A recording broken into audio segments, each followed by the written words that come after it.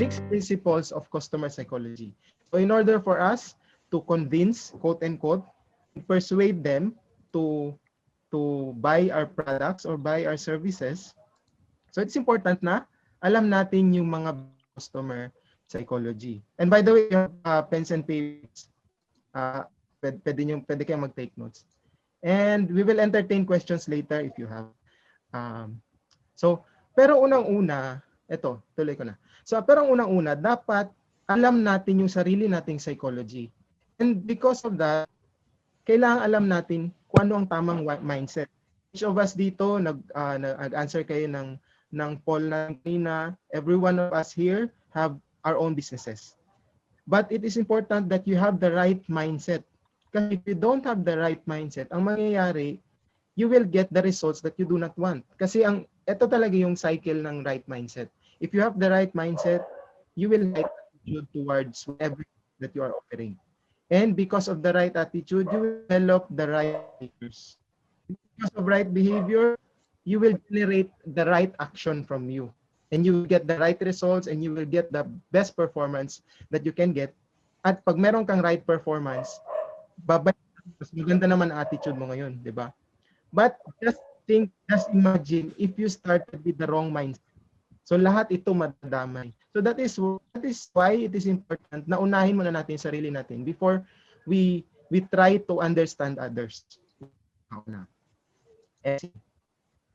Ito yung pinakaunang concern natin talaga.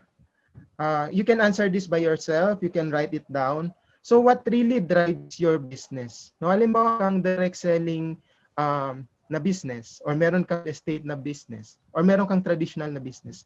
What really drives your business? So it can only be two.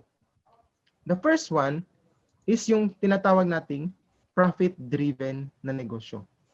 Baka tatanungin niyo ko, talaga pag nag-uumpisa ka ng negosyo, dapat naman talagang profit-oriented ka, di ba? So but yan yung nagiging malaking pagkakamali ng mga business because they are only thinking about the profit and they are focused on what they can get from their customers. Inisip mo, kapag nakuha ko si so and so, talagang lalaki yung negosyo ko. O pag nakuha ko tong major client na to, mabigay siya sa akin ng malaking commission. So ganun yung nasa isip mo. And ito, you are just focused on the monetary benefits of your business. Nothing wrong with that, pero ang mga ganyang motivation is very, very temporary. Kapag nagkaroon ka ng mga struggles, ng obstacles sa negosyo mo, you might just throw away your business. Lipat na, gagawa na ako ng ibang negosyo. So because of that mentality, hindi lumalaki yung negosyo mo, always kang nag-uumpisa. So yun siya. And remember, people can smell you. Everyone you do, they can smell you. So kung alam nilang target mo sila because you want something from them, they would know that and they can smell you. Alam niyo yan. No, you have maybe talked to a lot of people and tataka kayo, bakit ang ganda ng presentation ko? Napaka pinaghandaan ko naman ng todo. Bakit parang ayaw pa rin? It's because they smelled your purpose for doing business with them. Okay. So the other way is what we recommend. So your business must be purpose-driven. So you must know ano ba ang pinaka-purpose ng negosyo mo. In the first place, bakit mo pinasok yan? Yun yung pinakauna. It might be because money, pero talagang isipin mo, why do I want money? Ganon. Diba? It's because of my family. So why do I reason out? It's because of my family. Because I want to give them comfortable lives. And if that is your reason, instead of the superficial money reason, mas maaamoy yan ng mga kausap mo. And they might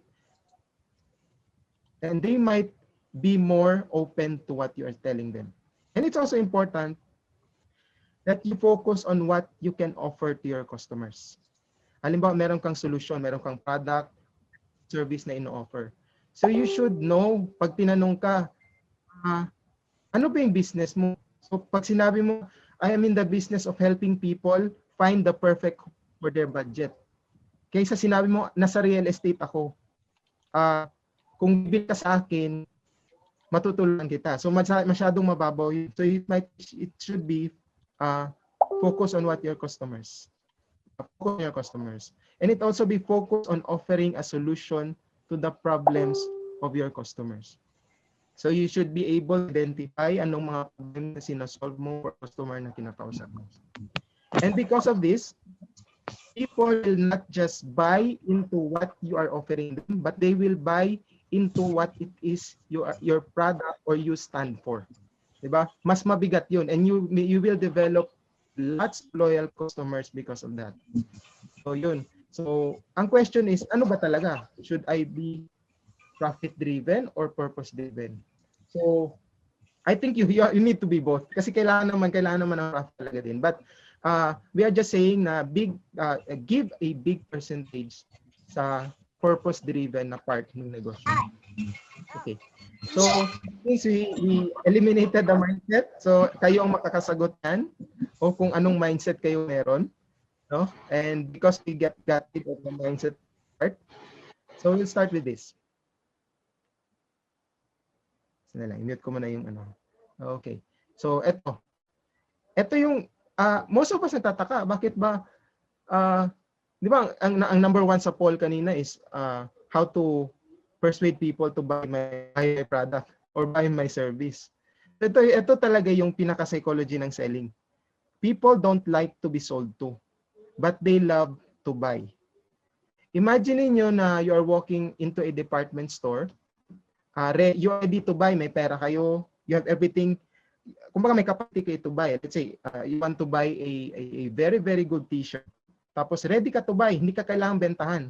Pero pagdating mo doon sa department store, tinanong ka kaagad ng salesperson doon, wala ka pang sinabi, namimili ka pa lang, tinanong ka, ma'am, sir, anong size? So, anong mafe-feel nyo, di ba? Parang ready ka na nga sanang bumili, because binentahan ka, lilipat ka ng ibang section ng department store. So, ganun yung type na mentality na meron ng ating mga customers. So, it is important that we know how to it's not manipulate really, but how to navigate sa very, very complex na mind ng isang customer. And that's why we want to share with you the 6 customer psychology, 6 principles of customer psychology. So let's start with this. So you can see on the screen, the first customer psychology is principle called reciprocity. So it's a big word. Kumbaga, kung hindi tayo medyo familiar sa English, that's okay. First time ko na-encounter before what is reciprocity, but ito lang siya. People feel obligated to give back to others in one form or another the behavior, gift, or service that they have received first.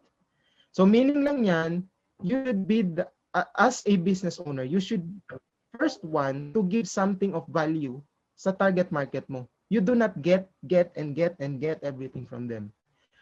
Think of a way of what you can offer them first. So for example, ang pinakauso sa digital marketing world is to give free but valuable information. For example, nasa financial advisor ka, halimbawa lang. So instead of telling na is financial advisor, ito yung mga certifications ko. Matagal na ako sa company ko, and yet you are telling them about yourself. But why not you tell them this?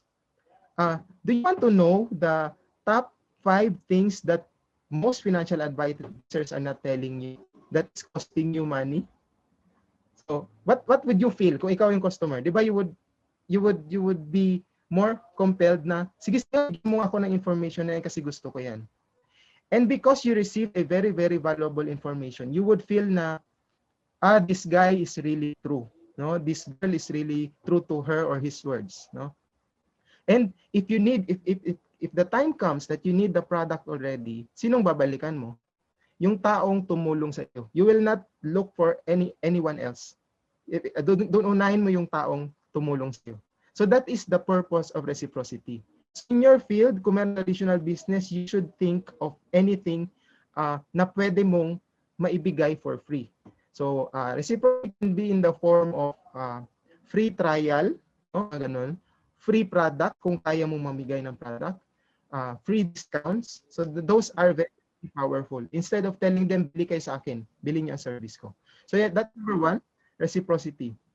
So if you are taking notes, pwede niyong pag-isipan kung ano ba yung in your particular field, ano yung pwede niyong ma-offer. Una, it will not cost your business to be bankrupt, ha? Yun yung pinakauna. Huwag mo ibigay lahat. You should also think yung appropriate na pwede nyo ibigay and it will not cost very, very much. Okay. Number 2, this is the art of small commitment. So, ano yung ng art of commitment? So, it has been proven that people are likely to make many small commitments than making a one big commitment.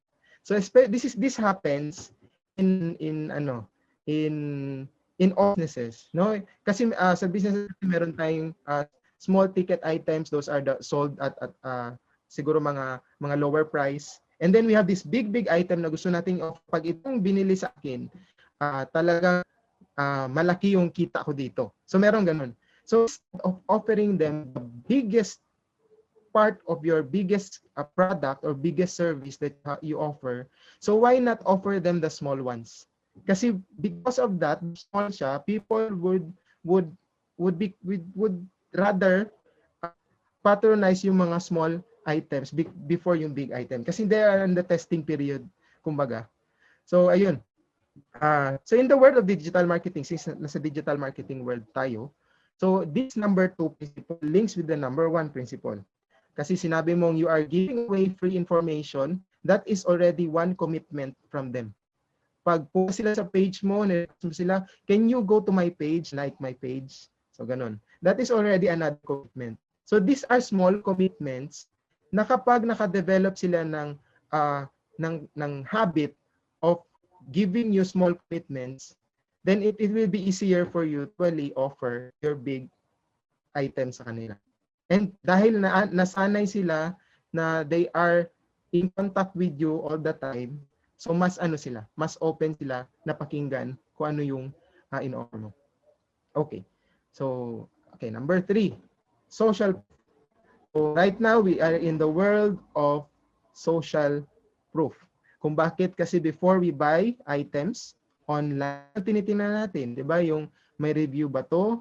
Bang nag-like dito? Sino-sino bang nag-like dito? Sino-sinong mga market ba 'yan? So ito yung reason behind that. When making decisions, people are likely to look at the actions, behaviors, and results of other people. So you might be offering a product. So lahat na ng benefits pinagsasabi mo na sa kanya, no, ito yung ganito, ito yung ganito. But you are not talking, you are not making sense to them kasi ang hinahanap nila ay social proof. So you have to integrate social proof in all your businesses or in all your marketing efforts in your business. You have to always include results or maybe a positive review from other people. If you have a Facebook page, sino ba yung mga may Facebook page na dito for your business? Can you do a thumbs up? Sino yung nakagawa yun? So, ayun, meron na mga Facebook page ang iba. So, what you can do with your Facebook page, you can ask your closest friends to give you a positive review. Not particularly about your product, about you lang as a person. And part sa Facebook page na tinatawag nating reviews, so ipadala nyo sa kanila yung link na yun. Sabi, can you give me a positive review about myself lang muna? And then, habang nag-gain ka ng social proof para sa iyong sarili, sa iyong business ba yan, so, pwede mo naman yung positive reviews ng mga nagiging customers mo na. And if you have results, you can post them on your site. But it's important that you always find a way to show some valuable proof that your business is really working. But do not claim do not misclaim mga proofs. Maybe you want to manipulate people ba na kumbaga. So it won't last. I will tell you, it won't last. Kaya nyo lang sila ma-convince once, twice na ng product or service mo, but if you manipulate that way, you will lose them anyway. So better not misuse the social proof part. Okay, number 4. So this is called liking. So ibig sabihin ng liking, ito. People tend to say yes to people and things they like. Bottom line lang, if we are doing business, be likable as much as possible. We understand that each of us, we have different temperaments, we have different attitudes, we have different yung kulo sa loob. No, some of us may maiksing pasensya, some of us mahabang pasensya. But the bottom line for liking is be likable to your target customers as much as possible. So how do you do that? To talk to where they at. Halimbawa, silang ang target customer mo is let's say this is a very absurd example, but let's say nasa real estate market mo and then you're talking to them about insurance. So walang match doon sa gusto nyong pag-usapan. You tend to be off kumbaga kasi hindi mo sila kinausap so the way na ano interest nila. And ito very important tip when it comes to talking to people. Gayahin niyo yung tono ng pananalita nila. Sometimes you are very gregarious no lahat na sinasabi mo na, but learn to talk, learn how they talk. Yun. Halimbawa malumanay silang magsalita, gayahin. Kung mabilis silang magsalita, gayahin niyo pa rin. So it's one way to develop liking kasi naisip nila, yan yung tinatawag na mirroring effect, na parang naisip nila, parang ako lang. So it's a way to develop yourself when talking to people and learn to appreciate, learn to say good decision, awesome job. So learn to say things and people will get to like you. When they like you, when they like who you are and what you represent, pag in-offer mo na sa kanila yung product mo or service mo, they are tend to say, not saying na mag-say kasi marami pang other factors, but they will tend to say yes to you pag gusto kanila. Kapag ayaw kanila, dalawa yung puntahan yan. They will not be upfront to tell you na ayaw nila sa'yo, or they will just ignore you altogether. So, ganun yun siya. Ang iba, oo ng oo, pero if you ask them, wala kang makukuhang result. It's because they don't like you. And another thing, for every person that you encounter, every target market encounter, always make sure that they become a better person when you found them. Kumbaga, nung iniwanan nyo sila, mas mabuti na silang tao. May na-learn sila sa iyo, may something different na about them. Always keep that in mind. So, yun. Okay, number 5 is authority. So, what is authority? Ito, people follow the recommendations of credible and knowledgeable experts. So, we have here different industries, and you have one way of showing your authority. But I am pretty sure, very sure, sigurado ako, na you have a much more knowledge than the person na target market mo. Tama ba? Kasi you are in the industry. You know everything about the industry. If not, you know more about your industry. So use that to your target market. You can to them na, I've been in this field for quite long, so I'll be able to help you more. No? Yung mga ganun. So, the way to establish authority is yung ginawa natin sa number 1, which is to give a free information. So that is one way to establish your authority. Bakit? Nakikita nila na meron silang nakukuha sa iyo na value.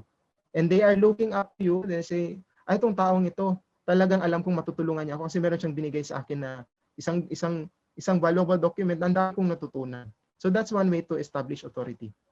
In traditional marketing, ang ginagawa nitong authority is they will invite a person na known sa specific field.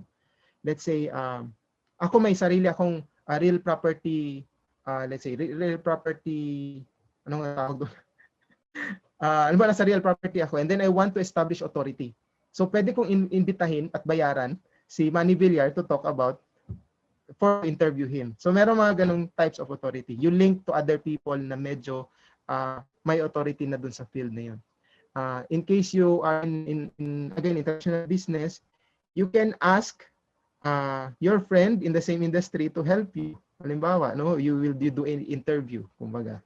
So, pwede yun siya. But just keep in mind that you need to establish authority.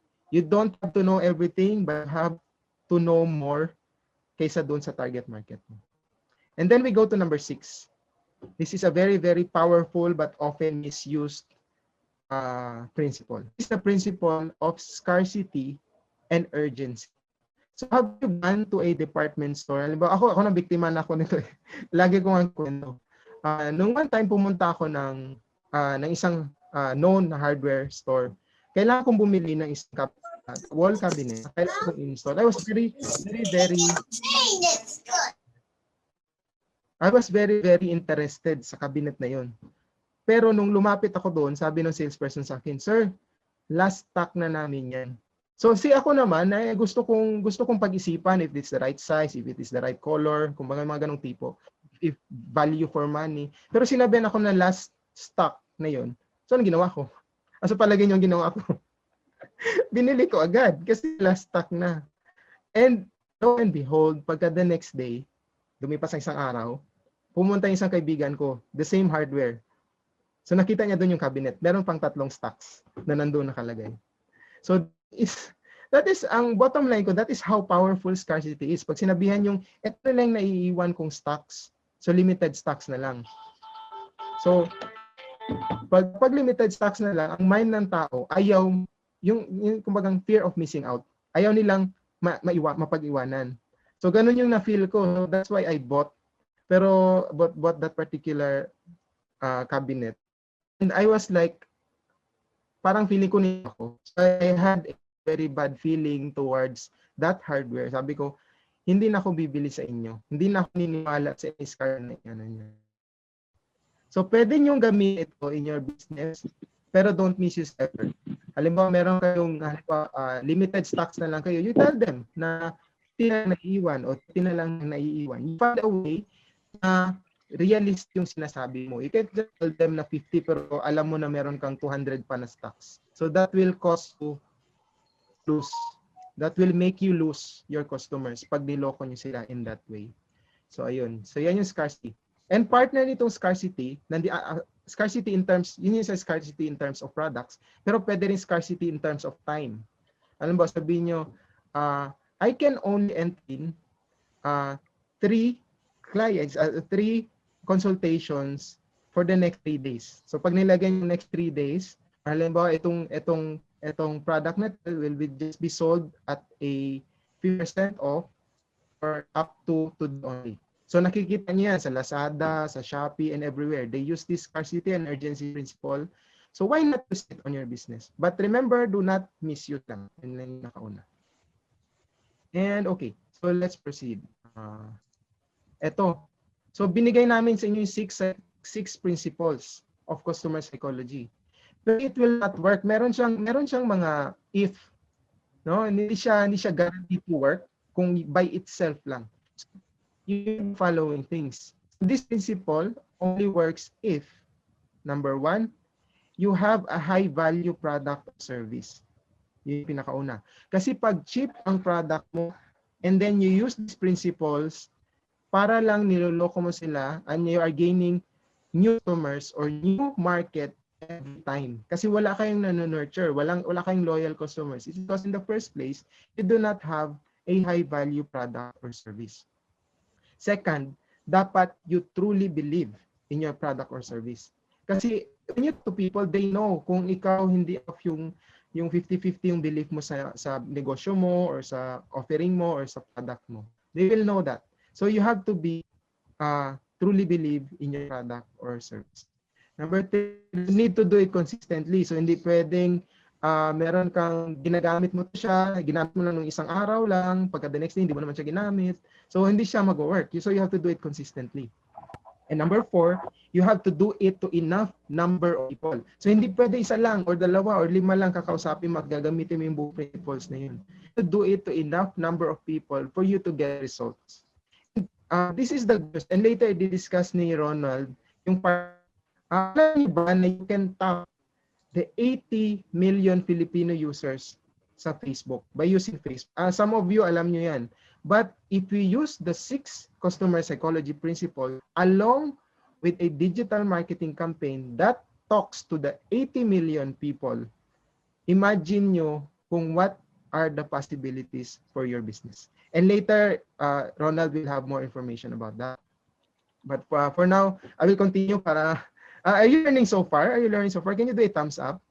So that may feedback naman kami, ako. More specifically, are you learning so far? Okay. So I'm glad. Thank you. Sige.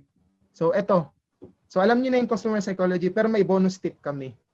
Ito yung ginagawa. So merong nakakaalam nung they know how to do digital marketing, they know what to do about it, they know the psychology, but they don't do this. Because this psychology nakuha namin sa isang Australian na #1